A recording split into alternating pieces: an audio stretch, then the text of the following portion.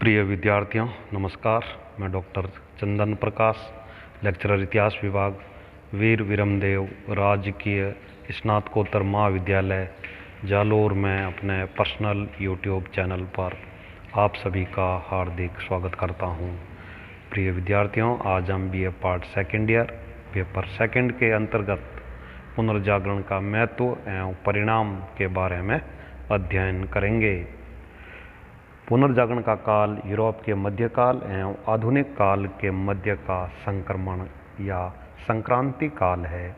इस काल के अंतर्गत जिसकी स्थूल अवधि 14वीं शताब्दी से लेकर 16वीं शताब्दी तक रखी जाती है, यूरोप के सांस्कृतिक जगत में परिलक्षित नवीन प्रवृत्तियों एवं उपलब्धियों को पुनर्जागरण कहा जाता है। इस काल में यूरोप के जीवन में कुछ आधारभूत आर्थिक, सामाजिक, राजनीतिक एवं सांस्कृतिक परिवर्तन घटित हो रहे थे, जिनके कारण धर्म केंद्रित एवं पारंपरिक कृषि सामंती अर्थव्यवस्था पर आधारित यूरोप का मध्यकालीन ढांचा चरमरा रहा था और आधुनिक यूरोप का सूर्योदय हो रहा था, जिसको प्रकाशमान करने वाले तीन प्रमुख तत्व थे: मानववाद, तर्क बुद्धिवाद एवं वैज्ञानिक मनस्थिति।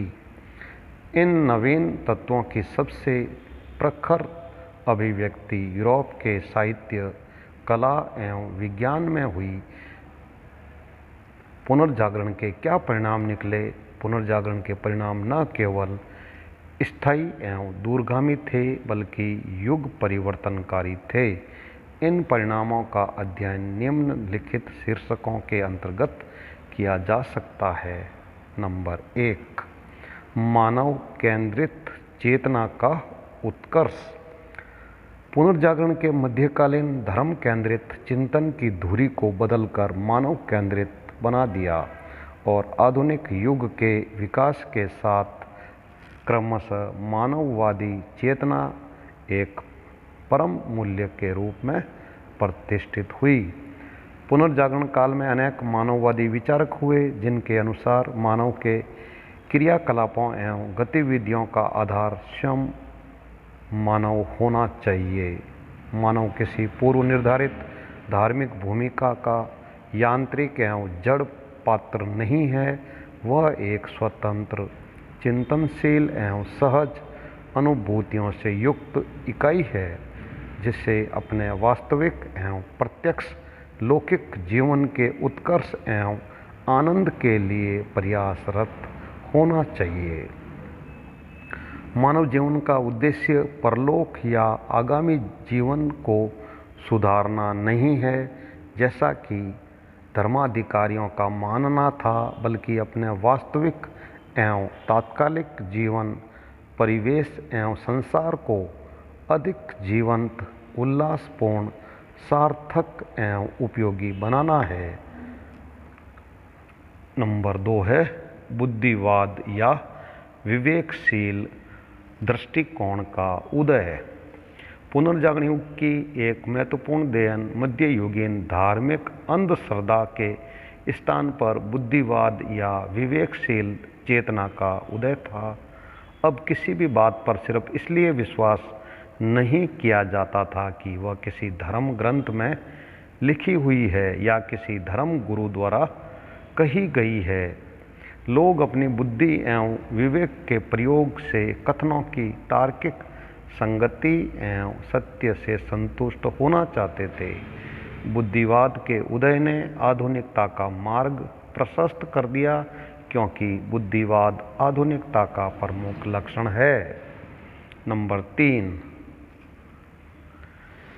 वैज्ञानिक चेतना, उपलब्धियां एवं आविष्कार। आधुनिक वैज्ञानिक युग की नींव पुनर्जागरण काल में रख दी गई थी। मानववादी एवं बुद्धिवादी चेतना से वैज्ञानिक मनस्थिति का आविर्भाव हुआ, जिसका अर्थ है सही प्रेक्षण एवं प्रयोग द्वारा सिद्ध होने पर ही प्राकृतिक या मानवीय जगत के किसी नियम या कार्य कारण संबंध को स्वीकार करना। वैज्ञानिक मन स्थिति के उदय के बाद पुनर्जागरण युग में अनेक वैज्ञानिक नियमों की खोज की गई एवं अनेक यंत्रों के आविष्कार की आधारभूमि तैयार कर ली गई। आधुनिक काल में हुई अद्भुत वैज्ञानिक एवं तकनीकी क्रांति का बीज सूत्र पुनर्जागरण युग में देखा जा सकता है। नंबर 4, व्यक्तिवाद, स्वतंत्र चिंतन और आत्मचेतना। मानववादी चेतना, बुद्धिवाद एवं वैज्ञानिक मन स्थिति ने व्यक्तिवादी चिंतन को पोषित किया। व्यक्ति विशेष अपने व्यक्तित्व के निर्माण एवं विकास की स्वतंत्र एवं असीम संभावनाओं से परिचित हो गया। वह एक स्वतंत्र चिंतक हो गया एवं स्वतंत्र जीवन शैली का अनुसरण करने लगा, जो धार्मिक, सामाजिक एवं राजनीतिक दबावों से मुक्त थी और मूलतः उसकी व्यक्तिवादी आकांक्षाओं से अनुप्रेरित थी। मानववाद एवं व्यक्तिवाद में अंतर है। मानववाद का अर्थ है मानव के सामान्य एवं लौकिक क्रियाकलापों में अभिरुचि, अर्थात धार्मिक विषयों की तुलना में मानवीय विषयों में रुचि। व्यक्तिवाद का अर्थ है व्यक्ति विशेष द्वारा स्वयं के व्यक्तित्व के विकास एवं प्रदर्शन में रुचि या व्यक्तिगत आकांक्षाओं के अनुरूप व्यवहार एवं जीवन शैली। व्यक्तिवाद के आत्मदर्प एवं आत्मचेतना की भावना जागृत हुई। माइकल एंजेलो के लिए कहा जाता है कि वह इतना आत्मचेतन और दृढ़ व्यक्तित्व का था कि सार्वजनिक सम्मान से बचता था तथा राजकुमारों की मैत्री की अवहेलना करता था। नंबर 5, राज्य एवं धर्म का पृथक्करण।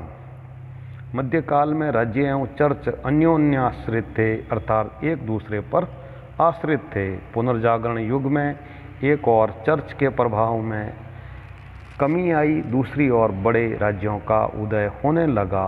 राज्य एवं धर्म को अब अलग अलग आवश्यकताओं का पूरक माना जाने लगा और उनके कार्य क्षेत्रों के मध्य एक विभाजक रेखा खींची जाने लगी। राज्य की स्वतंत्र अवधारणाओं का विकास हुआ।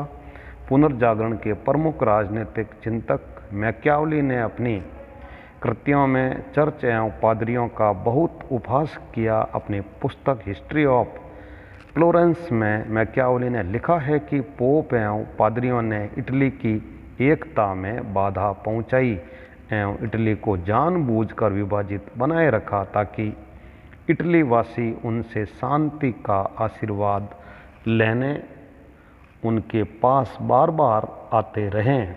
स्पष्टतः मैकियावली राजनीति के पूर्ण धर्मनिरपेक्षीकरण, दूसरे शब्दों में राज्य एवं धर्म के पृथक्करण का हिमायती था।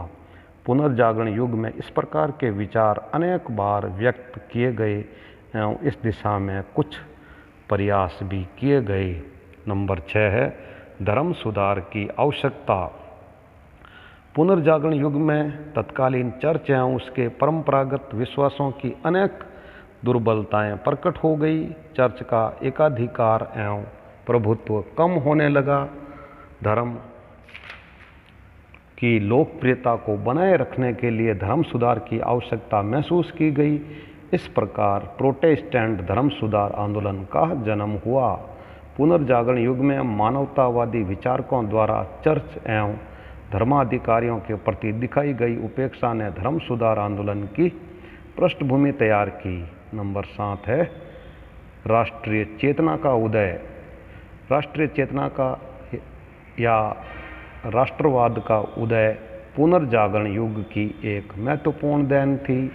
पुनर्जागरण काल में हुई विपुल आर्थिक प्रगति एवं नव अभिजात वर्ग द्वारा समर्थित राजकुमारों द्वारा सामंतवाद का उन्मूलन, इस प्रक्रिया ने सुदृढ़ एवं केंद्रीकृत राज्यों को जन्म दिया। पुनर्जागरण काल में क्लासिकी भाषाओं यूनानी एवं लैटिन के स्थान पर देशज या राष्ट्रीय भाषाओं जैसे इटालियन, फ्रेंच, जर्मन, स्पेनिश, अंग्रेजी, पुर्तगाली, डच, नॉर्वेलियन, स्वीडिश आदि में विपुल साहित्य का सृजन हुआ। जिसने राष्ट्रवाद या राष्ट्रीय भावनाओं को विकसित करने में एक अहम भूमिका निभाई। नंबर 8 है मानववादी शिक्षा पद्धति का विकास। पुनर्जागरण ने मध्यकालीन शिक्षण संस्थाओं एवं विश्वविद्यालयों में दी जाने वाली पारंपरिक विद्याओं की शिक्षा एवं उनकी पद्धतियों की अपर्याप्तता एवं दुर्बलताओं को उजागर कर दिया। शिक्षा की नई अवधारणाओं की परिकल्पना की गई और मानववादी विद्याओं और पद्धतियों पर आधारित शिक्षण संस्थाओं की स्थापना की गई। पुनर्जागरण युग में शिक्षा की नई अवधारणाओं का प्रवर्तक विटोनियो द फेल्ट्रे को माना जाता है, जिसने सन 1425 में इटली में प्रथम मानववादी विद्यालय की स्थापना की, जिसमें नवीन शिक्षण पद्धतियों का व्यावहारिक प्रयोग किया गया। इस विद्यालय ने पुनर्जागरण युग के अनेक महत्वपूर्ण विचारकों को जन्म दिया। बाद में नवीन पद्धति पर आधारित अनेक शिक्षण संस्थानों की स्थापना की गई। मेयरबर्ग, लीडन, जेनेवा आदि स्थलों पर मानववादी शिक्षा शास्त्र पर आधारित विश्वविद्यालयों की भी स्थापना की गई। प्रिय विद्यार्थियों, इस प्रकार आज हमने पुनर्जागरण का महत्व एवं परिणाम के बारे में अध्ययन किया है। Very thanks.